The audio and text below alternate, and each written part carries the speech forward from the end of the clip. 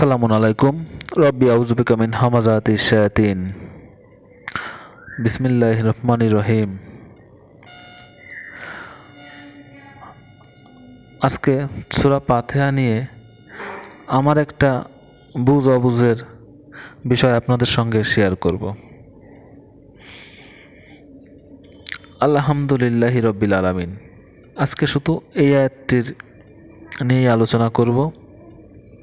সংক্ষিপ্ত আমার জ্ঞানে যতটুকু ধরে, হয়তো হতে পারে আমার জ্ঞানের সাথে অনেকেরই মিলবে না, এজন্য সবার কাছে আগের থেকেই ক্ষমা প্রার্থী, কেউ ভুল বুঝবেন না। আলহামদুলিল্লাহি রব্বিল আলামিন। আলহামদু সকল প্রশংসা। হামদ শব্দের অর্থ প্রশংসা, আলিফ লাম যোগ করে এখানে সমস্ত প্রশংসা। তো সৃষ্টি জগতে আমাদের জানা অজানা জ্ঞানের মধ্যে যত প্রকারের প্রশংসা আছে, এটাকে নির্দিষ্ট করার জন্য আলিফ লাম যোগ করা হয়েছে। সকল প্রশংসাকে বোঝানো হয়েছে। যাবতীয় প্রশংসা সব আল্লাহর। লিল্লাহি আল্লাহর জন্যে।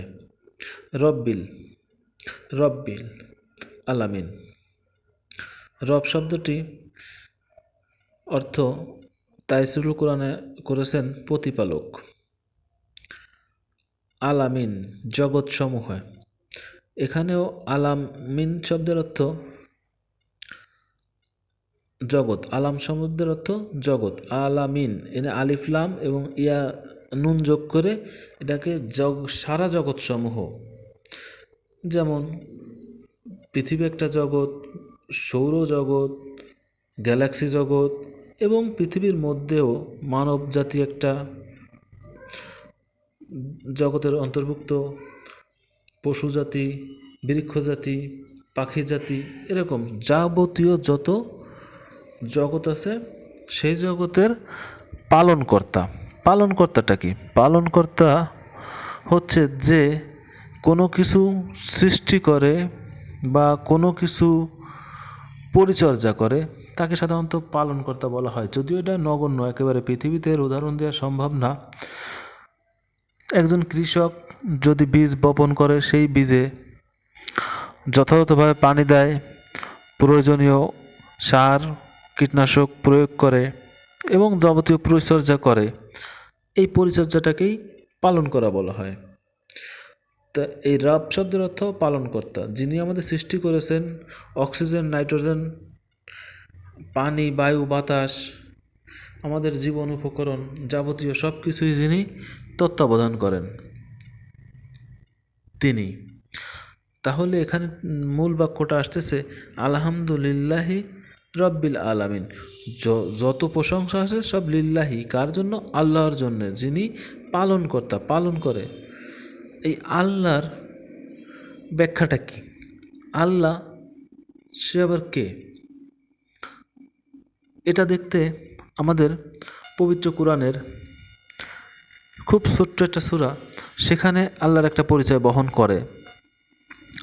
দেখি, আমার মনে হয় যে এর থেকে আর আল্লাহর সংজ্ঞা অন্য কোথাও আছে বলে আমি মনে করি না। যারা মনে করেন করতে পারেন, তাদের প্রতি আমার অভিযোগ নাই, কোনো অনুযোগ নাই। আমার কাছে মনে হয় যে এর থেকে ভালো বিশ্লেষণ আর নাই। আল্লাহই বলতেছেন কোরআনে 112 নং সূরা, সূরা ইখলাস, কুল হু আল্লাহু আহাদ।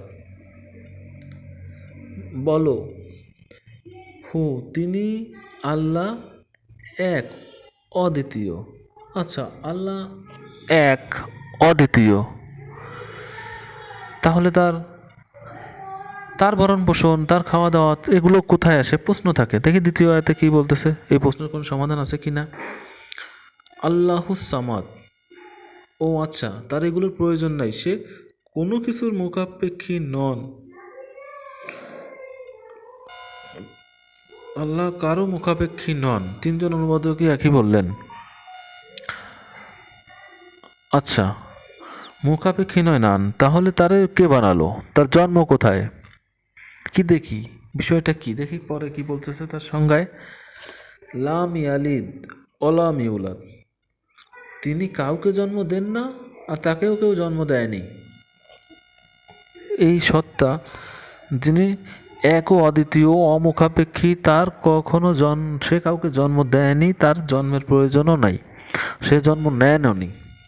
আচ্ছা, তাহলে তার আকৃতিটা কেমন হতে পারে? এটা মনের মধ্যে প্রশ্ন জাগতে পারে। আমার জেগেছিল এক সময়, অলামিয়া কুল্লাহু কুফুয়ান আহাদ, আমার দু চোখ যা দেখে সৃষ্টি জগতে তাহার সমকক্ষ সমতুল্য কিছুই নাই।